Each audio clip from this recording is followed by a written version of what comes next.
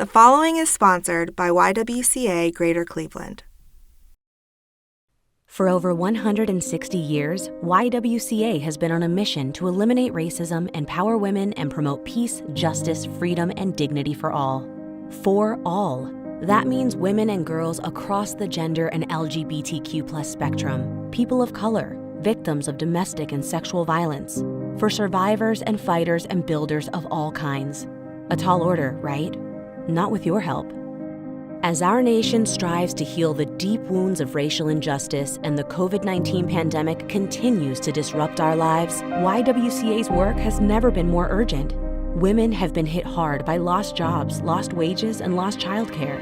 Girls are experiencing unprecedented mental health challenges, and communities of color are struggling under the weight of COVID-19's disparate impact on their health and the devastation of racial injustice. At YWCA, we hear their voices every day. We work directly with real people, living real lives. We know that the crises facing our nation right now are enormous. But together, we have the power to make a difference, to give communities the resources to rebuild so that women and girls can thrive.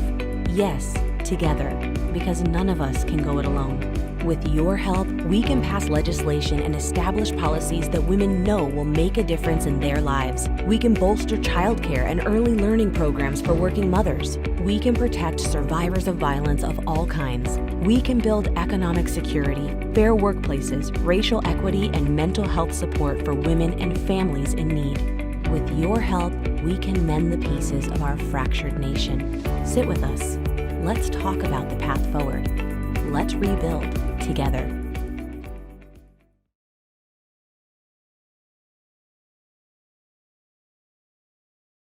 Welcome to the YWCA Greater Cleveland Women of Achievement Award Ceremony.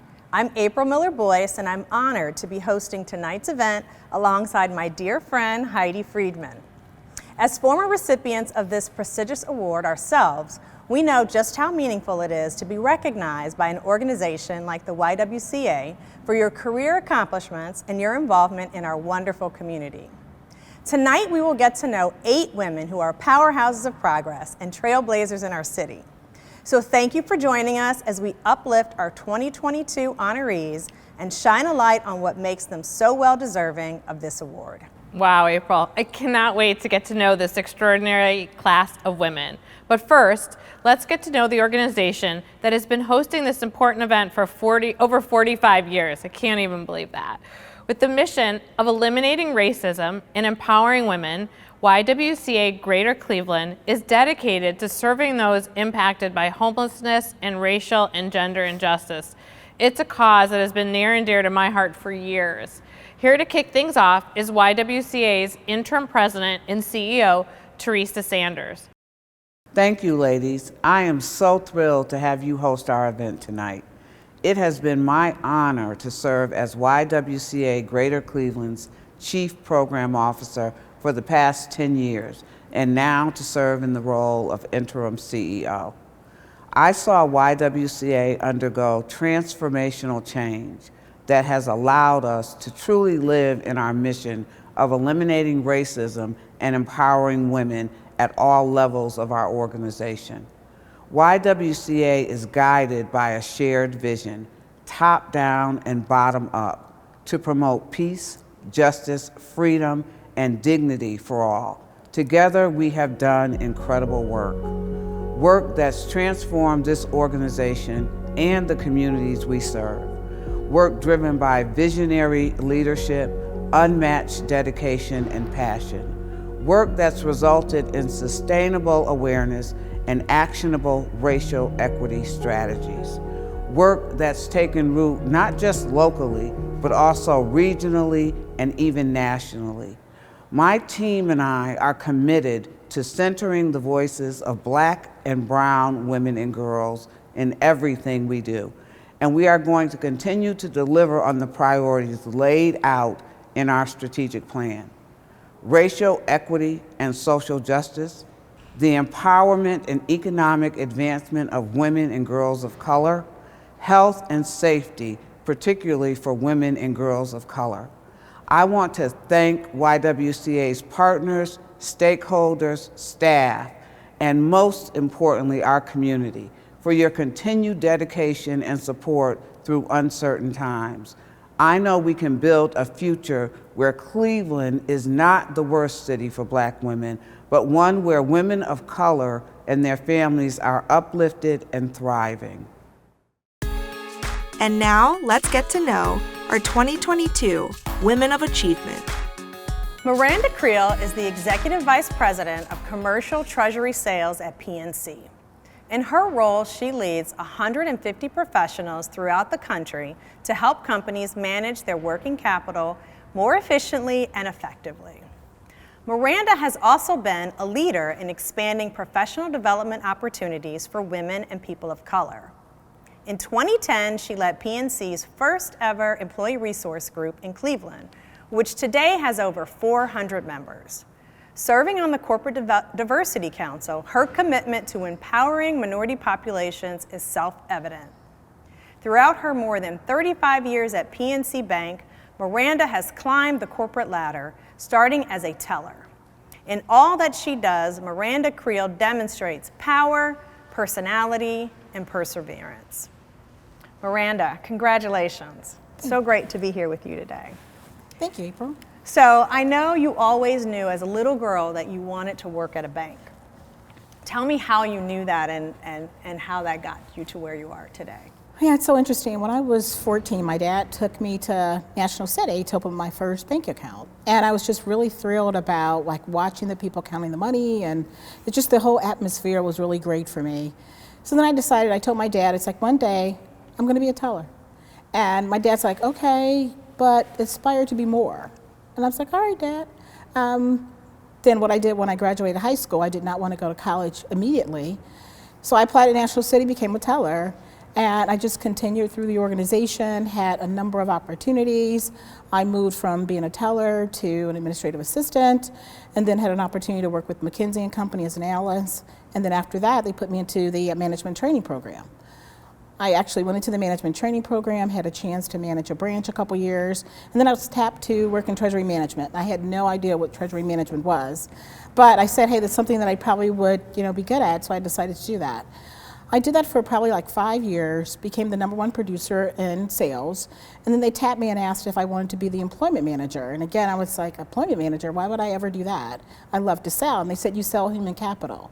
And I ended up doing that for a couple years, and they asked me to come back, but if I would move to Indianapolis and actually manage the sales force for the state of Indiana, which I did. I had a great experience, moved there by myself, didn't know anyone, and then ultimately came back to Cleveland and became a regional. From the regional role, I became the segment head, which I am today, and I manage a team of 150 across the United States, and we really work hard to manage working capital for companies. That is an incredible story of climbing the corporate ladder. Well done. Thank well you. done. Very inspirational. So tell me about, I know you have this 80-20 rule and you use that in your mentoring. Tell us a little bit more about what that means for you. It's so interesting. When I kind of think about mentoring, I think about the people that I connect with. So 80% of the individuals that I connect with are women, 20% are men, and then 80% of people of color and 20% are not. And it wasn't that I initially made that as a focus. Basically what happened, it just kind of happened over time. But I think it's really important for individuals to be able to connect, for people that look like them, and having opportunities to have open and honest conversations and being able to be real. And I think that really has helped me along the way in my mentoring. And also, I get mentored. I feel that a lot of times for the mentees that I'm able to learn from them as well. So it's kind of a reciprocal experience. I agree. 360 mentoring. I love that. I love that. So my final question is, tell us what it feels like to be in the class this year of honorees for the YWCA 2022 Women of Achievement. It's so interesting, April, because I look at myself as a servant leader. I don't look at like the accolades or looking for acknowledgement, but I do look at thinking about racism and being able to end racism, being able to empower women, having women think about areas where they can focus on and things they can do. I've had an opportunity to meet a number of wonderful individuals throughout this process, so networking, but I think by and large it's all about being able to share, to be able to give back, and being able to help anyone who might see someone that looks like me that has not thought about areas where they could accomplish and achieve. And I think that's what the YWCA does, is it allows people to really think through what they could accomplish, and being able to see people who have, and then also being able to take that and make it their own. Wow, congratulations, Miranda. Well done. Thank you.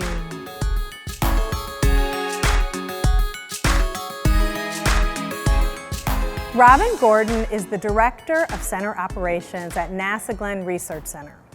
In this capacity, she manages organizational objectives, direction, resource allocation, and institutional functions. Gordon also coordinates and integrates activities of the institution with cross-directorate organizations.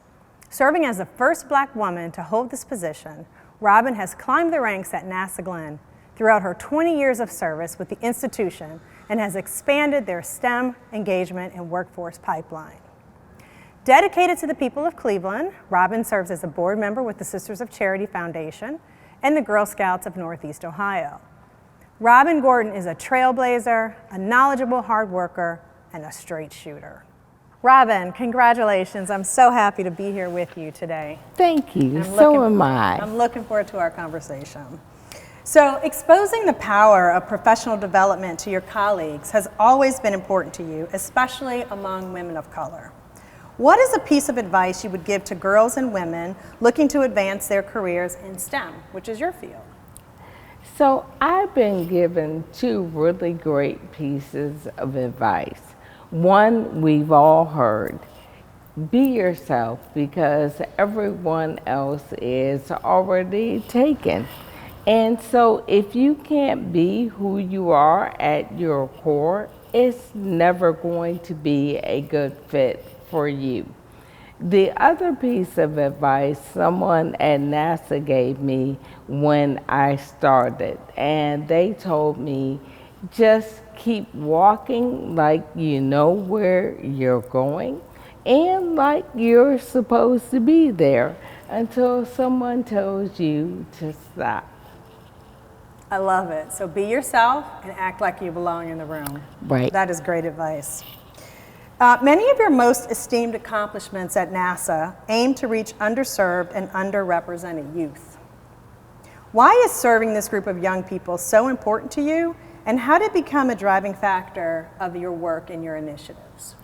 We live in a world driven by technology, and everyone needs to be able to participate in that, to research, to create, to innovate, and we have to bring every student along so that we find the next Katherine Johnson or Mary Jackson.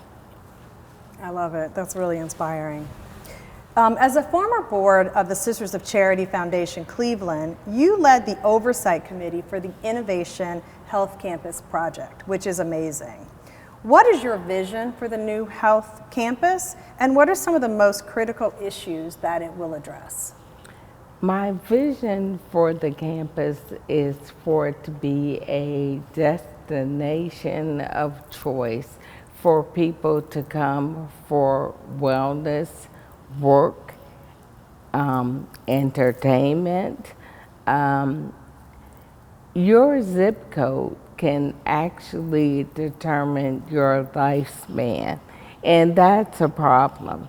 This campus will address the determinants of health that show that you shorten your lifespan.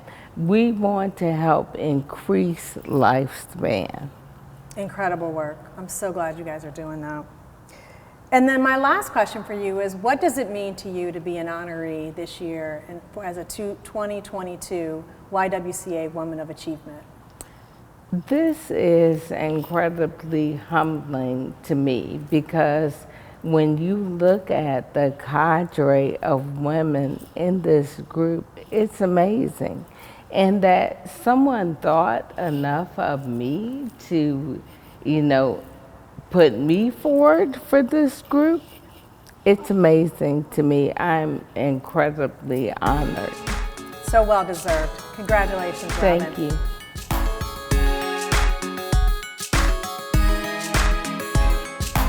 Each year, the Women of Professional Excellence Award is presented to a group of phenomenal women recognized by their employers for their exceptional professional drive and community involvement. No small feat.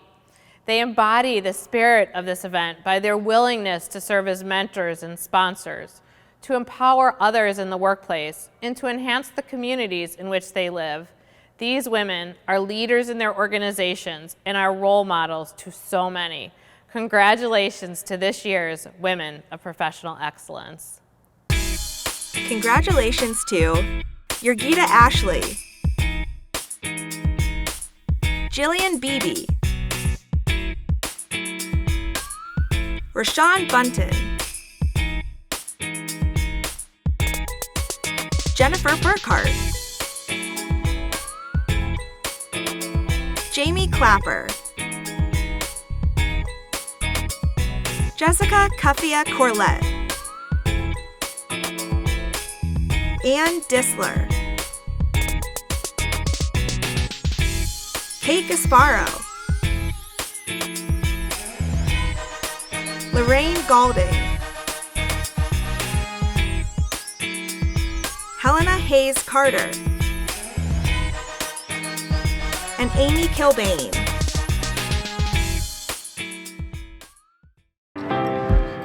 We're going to show you our resume. It's actually his resume. You are also part of helping to see that we have peace in this community. There's people there that just really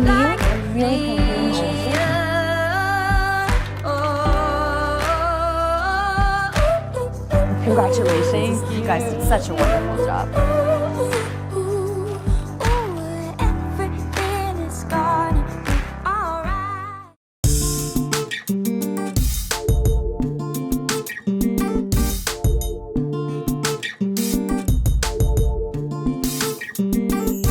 For more than 140 years, adults experiencing chronic homelessness have called Cogswell Hall home. Founded in 1878 in the Detroit Shoreway neighborhood, Cogswell has seen numerous building remodels and operational changes before becoming a part of the YWCA of Greater Cleveland's family just 2 years ago. Over the years, the home has served various populations, but fostering a sense of community and belonging for our residents have remained at its core. Today, Cogswell Hall provides permanent housing, supportive services, and quality trauma-informed care to 41 residents. By uplifting the voices of disabled and economically disadvantaged members of our community, Cogswell Hall has changed the lives of countless individuals. I had some college at Tri-C Metro in '77. I had to give up the schooling for a while to take care of my mother because she grew ill. I was a full-time caregiver of my mom up until she passed. Well, I lived in East Cleveland in a group home. That place wasn't safe for me. The theft and, other things. So I called my case manager, and she looked up online and she found Cogswell Hall. They took me on the tour. I fell in love with it the minute I walked in the door. It brought me hope, I feel safe and comfortable here. It's the staff. I learned a lot from them. Teach me how to maintain my independence, how to stand up for myself. They're a lot of fun to be around. They take their time out to help us. I like to help others. I'm a social butterfly. I draw, I paint, I play the piano by ear. I found support and encouragement, and I came a long ways maintaining my health hopefully I'll have a job, a part-time job, and I want to, be somebody, have a brighter future.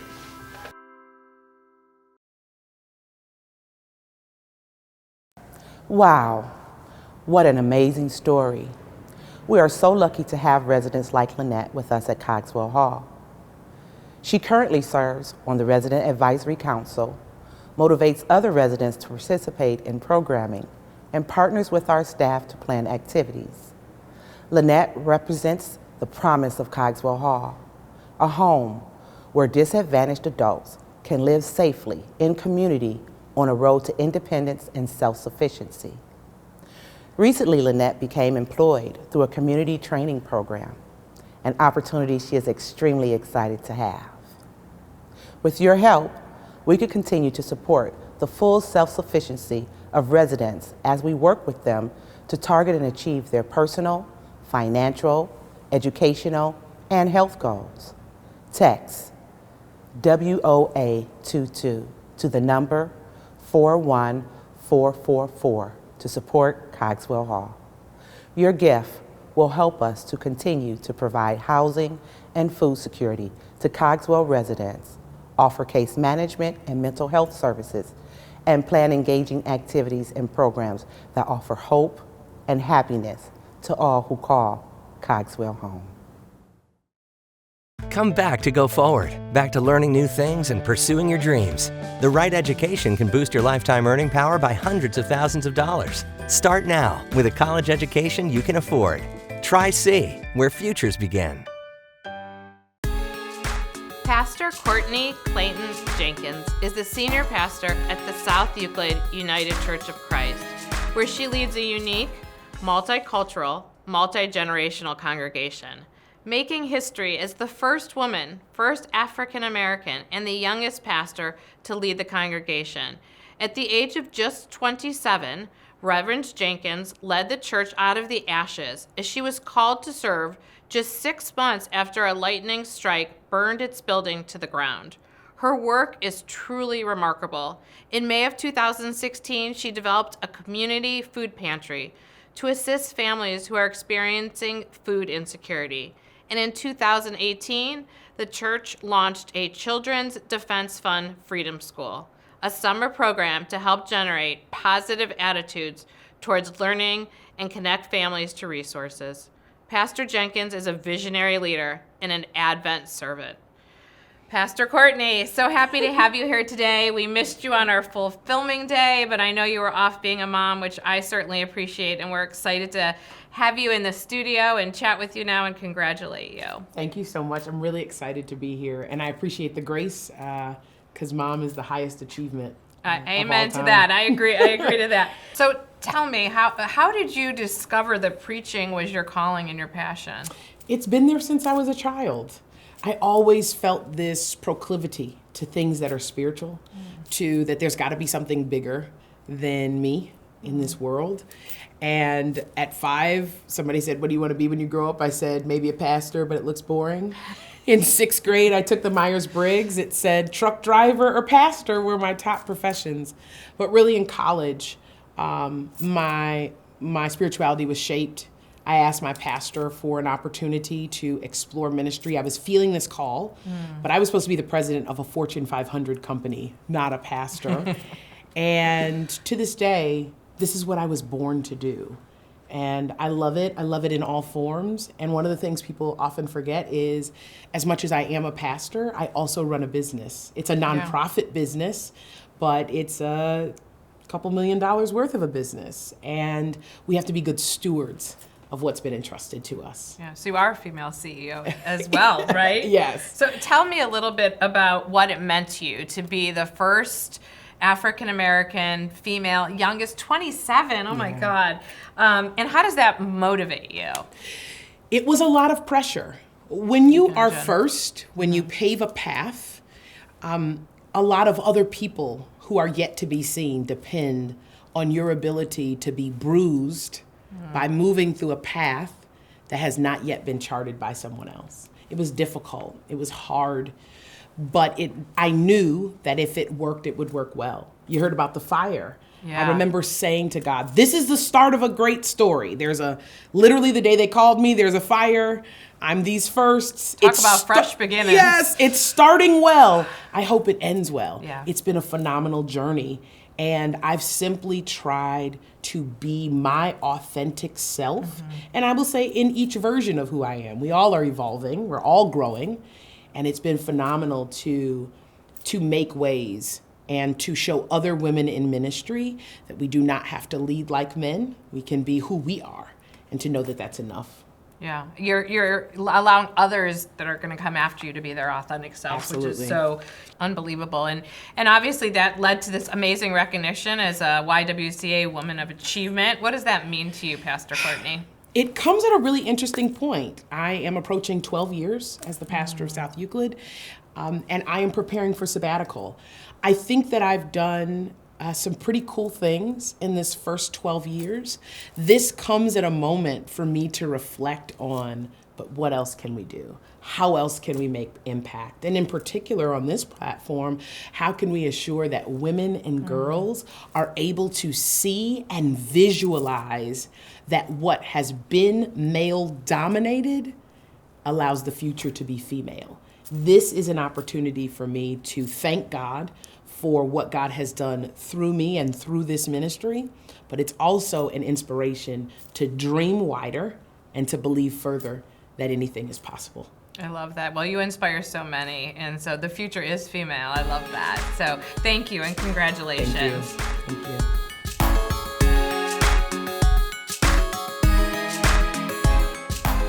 Ann Klotz is the headmistress of Laurel School, a private college preparatory day school serving girls from kindergarten through 12th grade. Ann has worked as an English and drama teacher and school administrator for more than 30 years and is devoted to the social and emotional development of girls. Under her leadership, Laurel Center for Research on Girls was founded in 2007 and is known across the nation for its research on the educational development of girls, as well as the professional development standards for faculty who specialize in teaching girls. Ann is an avid reader and published writer with pieces appearing in the NIAS, Independent School Magazine, and the Huffington Post. Ann works to live the mission of Laurel daily, to inspire each girl to fulfill her promise and to better the world. And as a Laurel mom, I can testify to that. So Ann, I'm so excited to be here with you today. Congratulations. Well, thank you, Heidi. I'm happy to be here. I'm very honored. Well, you should be, but you really have done some incredible things. And in founding the Laurel Center for Research on Girls, you really sought to rethink how girls should be educated by focusing on the whole girl, socially, mentally, and physically.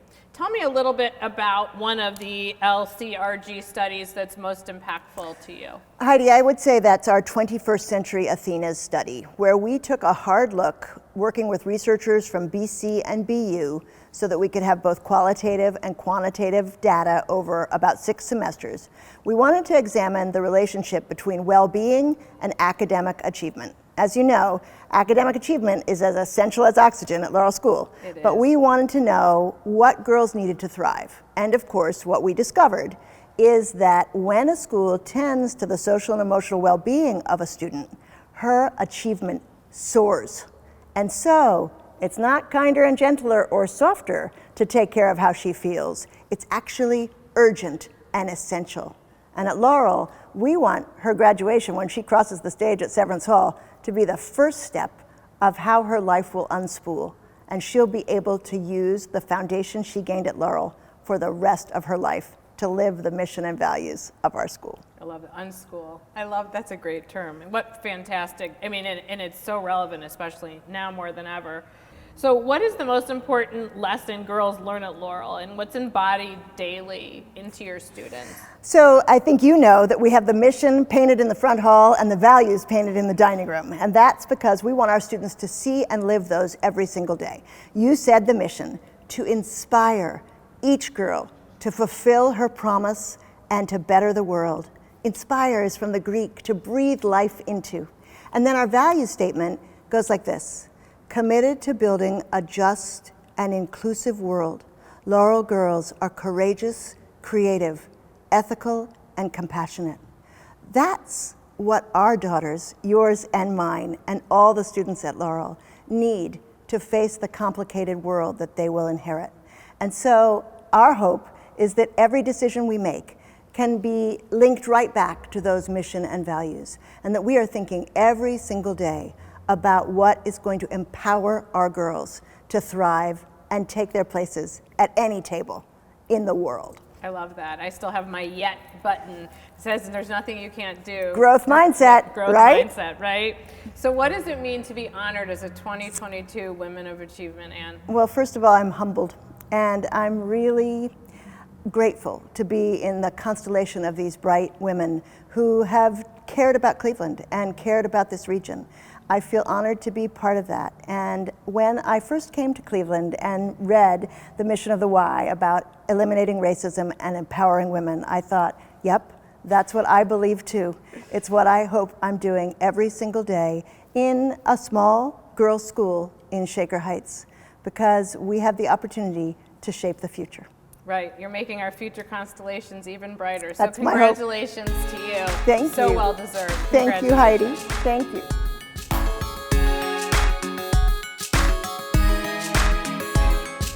Our next group of women of professional excellence are movers and shakers in their industries, understanding that we rise by lifting others. Congratulations, ladies. Congratulations to Candace Maiden, Rana McNair, Dr. Karen Miller, Tracy Mitchell, Ginger Mlakar, Jennifer Palmieri, Allison Teller-Reich, Amanda Schaub, Chanel Smith, Allie Spielis, Regina Strauss, Catherine Truman, Jill Wurzburg, and Monica Zoltan. Each year, the YWCA offers the Women's City Club Scholarship to a woman pursuing her educational goals and aspirations. For the first time, the YWCA will be presenting this scholarship to a current staff member. Letitia Gomez first joined the organization 9 years ago as a cook for the Early Learning Center. Today, she's the Director of Family Services and has her sights set on heading back to school to earn a degree in Human Services. Now let's hear from Tish about her YWCA journey and the impact of this scholarship. Thank you, April. You know, before I started at the YWCA, I had convinced myself that I didn't like people. That's why I accepted the cook position. I could be out the way, but still be in the presence of children, as I've been in childcare for over 20 years. Eventually, Teresa Sanders would come to me and say, I see how the parents gravitate toward you. You have a way of talking to them and supporting them. I think I have a new position for you. And I became the Family Engagement Coordinator. The organization saw something in me that I couldn't see. The Early Learning Center is a 2-generational model, but so is the YWCA as a whole. They pour into their staff and want the whole family unit to succeed. I am so grateful for the YWCA and the journey that my career has taken because of this organization. The leadership team trusted me in this new role, and I was determined not to fail. I'm now the Director of Family Services, and I have achieved 2 of my adult dreams. I was able to take my family to Disney, and I just recently moved into my brand new home. I'm so grateful to be doing the thing I love, which is building relationships with our families and supporting them on their journey to self-sufficiency. I'm so excited to be starting classes soon and furthering my education. I've been so encouraged by my colleagues at the YWCA already, and I'm so honored to be chosen as a scholarship recipient this year. Thank you. Wow, Tish, thank you for sharing and congratulations on your award. It is evident that the YWCA transforms the lives of not only its participants, but its staff as well. In fact, a number of current staff were first introduced to the organization as participants themselves. Please support the YWCA today and help the next young woman on her way to pursuing her goals and dreams.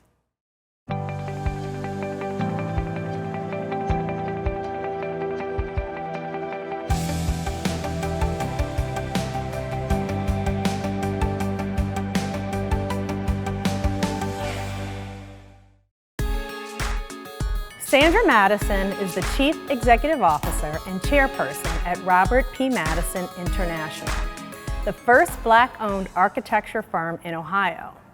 Sandra has dedicated more than 30 years of service to RPMI, moving with the firm from Maryland to Cleveland. One of Sandra's most noteworthy qualities is her determination. Since becoming CEO in 2016, she's landed several projects to revive RPMI, including the Hilton Hotel Cleveland downtown, Rocket Mortgage Fieldhouse, and the Greater Cleveland Food Bank's new distribution center. Sandra lends her expertise and talent to many community projects and organizations, including the Architecture, Construction, and Engineering Cleveland Mentor Board, Greater Cleveland Partnership Equity and Inclusion Board, and the Shaker Heights Architectural Review Board, where she has served for over 12 years and is the current chairperson. Sandra Madison is a passionate designer, a role model, and a boss. Sandra, congratulations. It's so great to be here with you today. Thank you. The field of architecture is pretty male-dominated. So tell me, as a woman, how and why you decided to go into this field. I guess I started when I was very young. I didn't know what I wanted to do, but I knew what I loved. And having grown up in a very depressed neighborhood, I always loved to make my surroundings better. And that's what I noticed. It made me feel happier.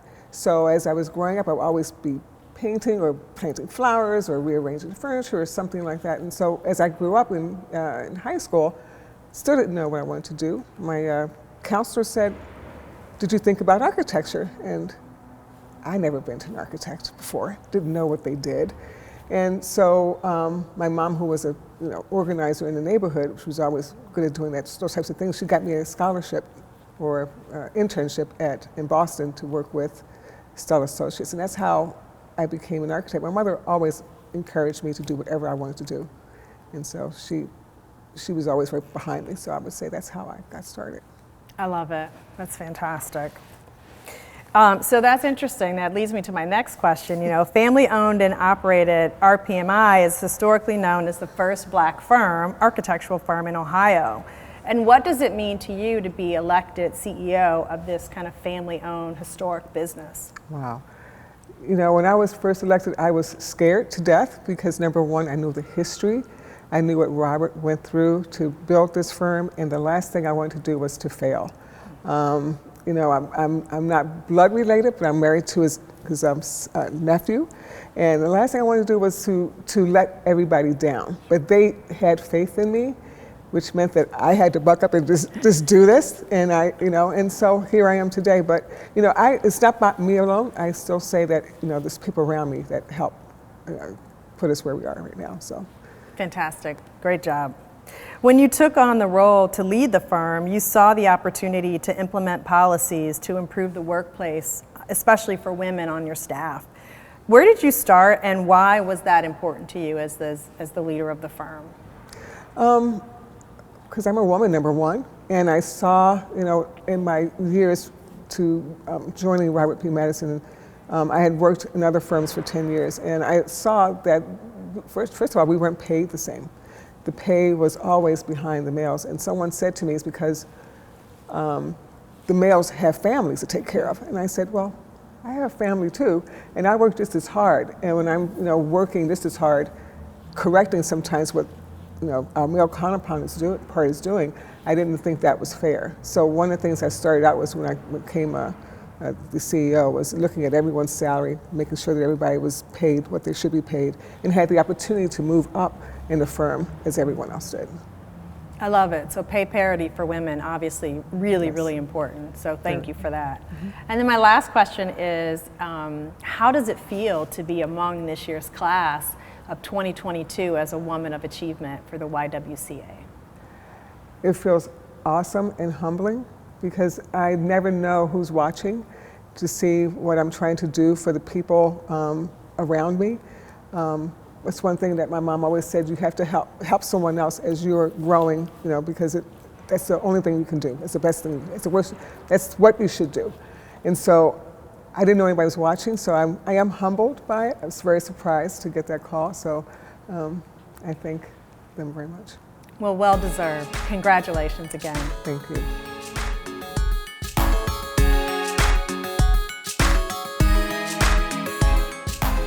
Sandra Miller is the president and chief executive officer of the Cleveland Rape Crisis Center. During her tenure, Sandra has executed strategic plans that have helped the center experience unprecedented growth. This includes increasing the number of full-time staff, revenue, and locations, but most importantly, the number of people impacted by 235%. Under Sandra's leadership, the Cleveland Rape Crisis Center became the largest independent rape crisis center in the country.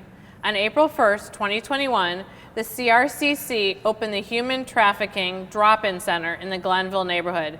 Sandra is a dedicated and compassionate leader who inspires and drives organizational transformation. Sandra, I'm so excited to chat with you today. Congratulations. Great to be with you. So under your leadership, the Cleveland Rape Crisis Center has seen unprecedented growth. It's the largest independent rape crisis center in the country and the first to earn this very special accreditation. Can you tell us a little about that accreditation and what it means to you to have achieved that? Absolutely. It was never a goal to be the largest rape crisis center. It has always been our goal to be the best. But we have some extraordinary need in Northeast Ohio, and the only way that Cleveland Rape Crisis Center could meet the needs of survivors was to attract new resources, hire more staff, and expand our programming. But at the end of the day, it doesn't matter how many places we operate or how many people we serve. What matters is that each and every person who walks through our doors gets the care that they deserve and they need. Good. That's exceptional. Also, in an effort to create a more equitable and inclusive environment, you helped develop the Equity and Inclusion Council at CRCC. Can you tell us why this internal initiative is such a crucial element to providing service to all of your participants and survivors? Yes. So when a survivor walks through our doors, they're coming to us at one of the most vulnerable times in their life. And they bring their full identity. All of their life experiences are coming through the door with them. And as the Rape Crisis Center, our responsibility really is to say it doesn't matter who you are, it doesn't matter what happened to you, it doesn't matter what your life has been like. What matters is you made it here today, and we welcome you with open arms. But to create that kind of welcoming environment for our clients, we have to have employees that feel safe coming to work and feel like they can show up every day as their true, authentic selves and not feel like they have to suppress any element of their identity. The Equity and Inclusion Council was an employee initiated endeavor. It's employee-led, it's employee-supported, and I just really had to be smart enough to say yes, and let's put some resources behind this, and it absolutely was the right thing to do. Yeah, so you're making a difference inside and outside as well, so that's really spectacular. And as former Chief Operating Officer of the YWCA, we were just talking about this. Can you believe that? I remember that so clearly.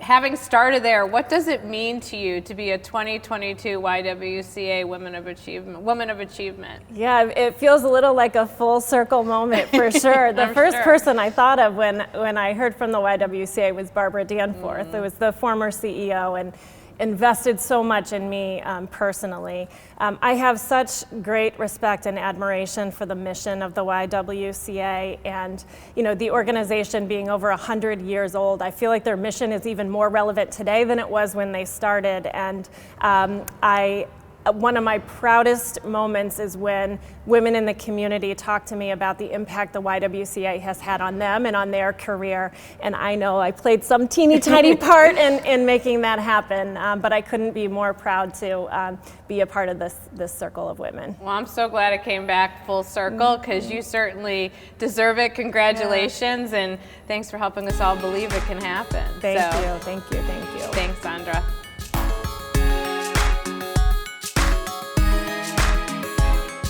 The economic empowerment of women and girls, particularly women and girls of color, is one of the cornerstones of YWCA's strategic plan. We know that income and economic opportunities impact so many other areas of our lives.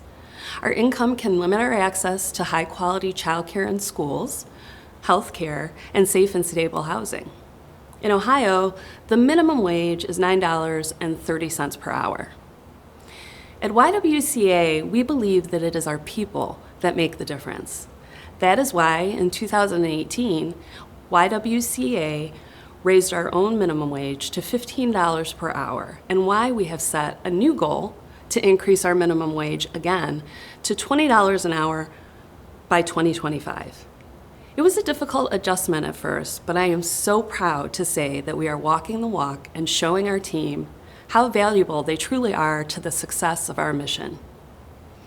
I want to encourage viewers to review your workplace's HR policies and begin a conversation in your organization about the ability of a living wage to empower employees and give them the security they need to bring their best selves to work, thrive, and achieve. If you would like to learn more about living wage, I would encourage you to register for YWCA's Stand Against Racism Challenge on our website, ywcaofcleveland.org, where you can find curated articles, podcasts, and videos to help you learn more about this important topic and how to take action.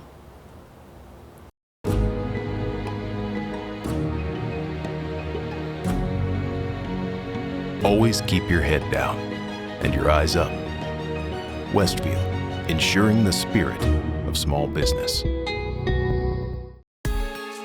Roseanne Potter is Senior Vice President and Chief Financial Officer at the Cleveland Foundation, where she manages the finance function for the foundation, which includes its $3.2 billion in investments, as well as the accounting and insurance functions.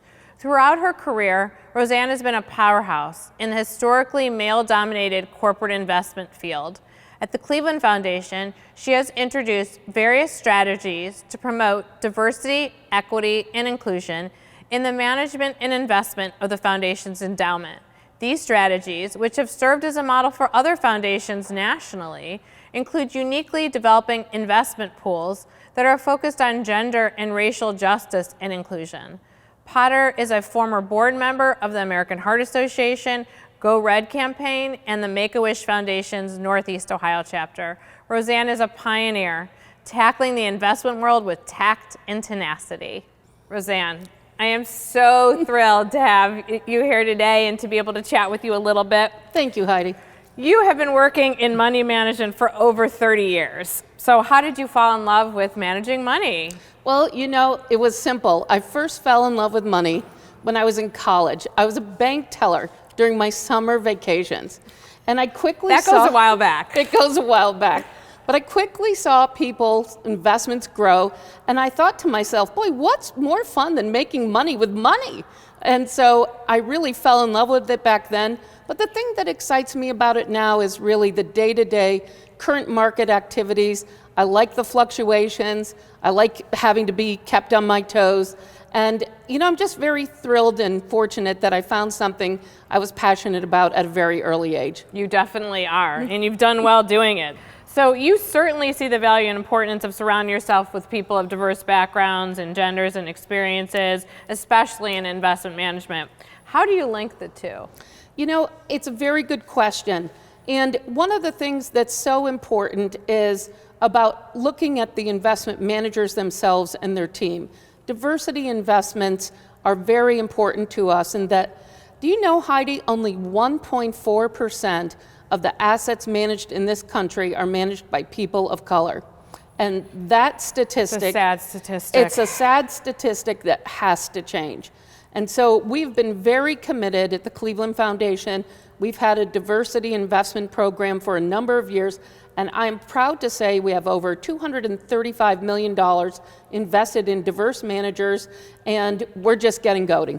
Good for you. I can't wait to see what else you're going to do. So now you've also established a work-life balance to the extent there is such a thing, while continuing, pouring yourself into others and everything you're doing it. So how do you do it? What would you advise others so that they could have that balance as well? Well, I have to be honest with you. It's been a little bit hard working at home for 2 years during the pandemic. That's been a little bit tougher. But generally speaking, being a CFO is only a part of who I am. I'm a mom, I'm a wife, I'm a daughter, I'm a sister, I'm an aunt. I'm many people to many things. And so what I've done is add little habits throughout my days, whether it's 15 minutes of meditation in the morning or making phone calls to friends and family on the way home from work. It's really about incorporating whatever you have to do to just kind of keep that balance going. And most importantly, you have to make some time for yourself to relax and rejuvenate. That's the key. So Roseanne, what does it mean to you to be honored as a 2022 YWCA Women of Achievement? Well, Heidi, first I would really like to thank the YWCA for this honor. It's incredible to be included with these women who have given so much of their lives to the community in so many different ways. And this is probably the most meaningful award that I've ever received, because it's not about my work, but it's really about the work of the YWCA and the Cleveland Foundation, how we're both working for the same core mission values, and I'm just honored to be a little part of it. Thank you so much. Well, so well deserved. Congratulations, Roseanne. Thank you, Heidi.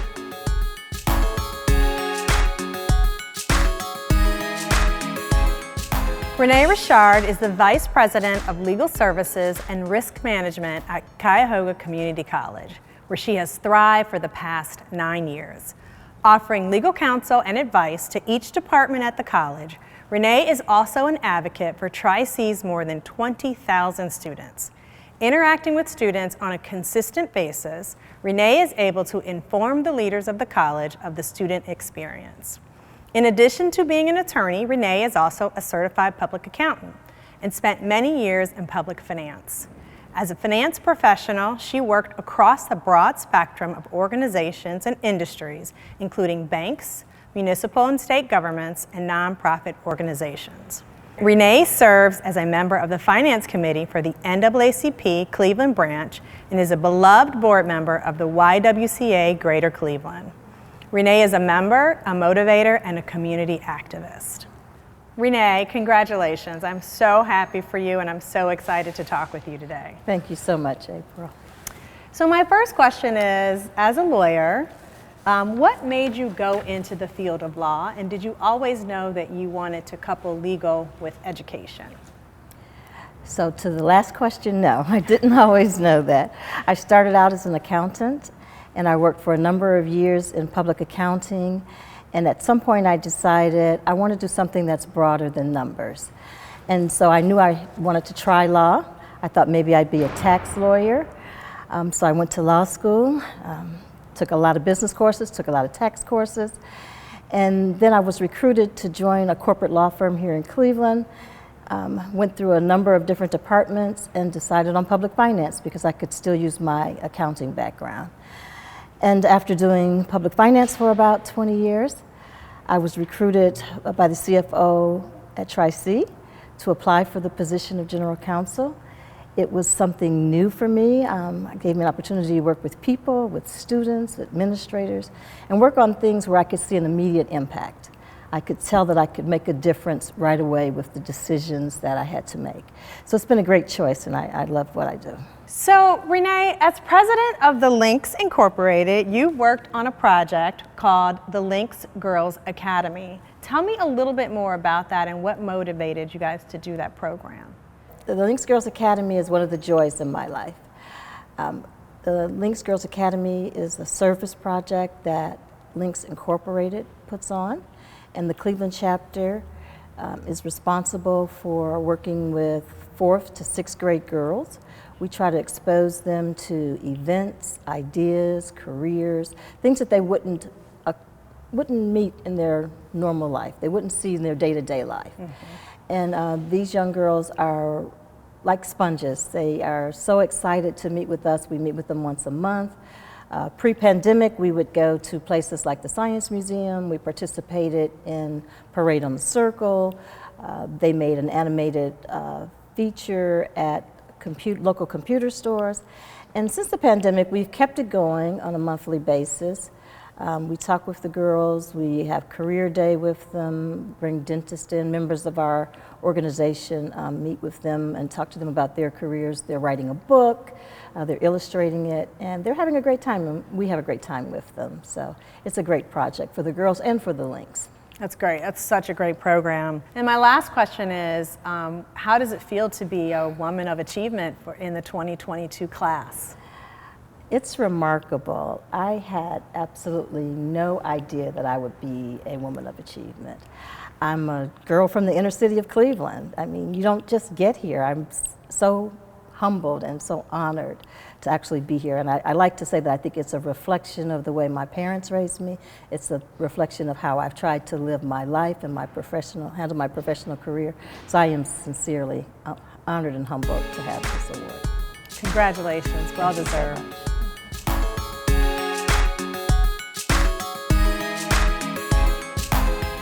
What a night, right, Heidi? Absolutely. I don't know about you, but I am left feeling inspired and motivated after talking to our phenomenal Women of Achievement honorees. I could not agree more, April. And how about the incredible work the YWCA is doing to make our community a more equitable place to call home? I really hope all of you at home enjoyed the show and just see how big of an impact the YWCA can have with the right support. That's right. We hope you'll consider making a gift tonight in honor of the amazing women recognized here tonight and the next generation of leaders to be honored by the YWCA in the future. The YWCA is doing life-changing work. Please help them continue their mission of eliminating racism and empowering women. Our text to give details can be found below. Do not miss this important opportunity to support them. Congratulations again to all the women recognized tonight. We are honored to know you and to work alongside you in our community. To our event sponsors, YWCA is grateful to have you all as partners in this work of women empowerment. Thank you for your commitment. And to our audience, thank you for joining us tonight in celebration of women. April and I were honored to be here with you. Good night.